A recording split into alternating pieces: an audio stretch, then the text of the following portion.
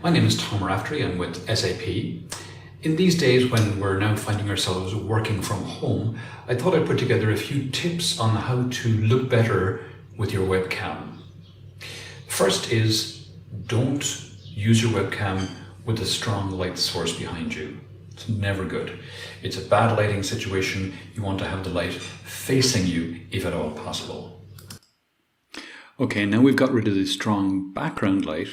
We want to have some light coming from I have a light directly behind the computer here. When I turn it on, you'll see it does that. So having not just good lighting in the room, no background light, but also have a light facing you from behind your screen maybe.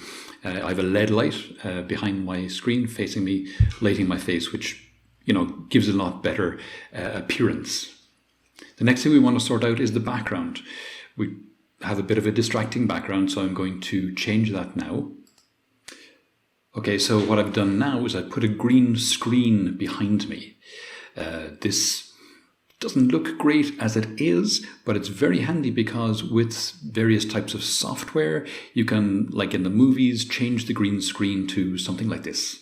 So it's a nice, pleasant, easy on the eye background, which gives your appearance on camera a lot more of a professional look. Also, just in case, this is off camera, but I use an external microphone.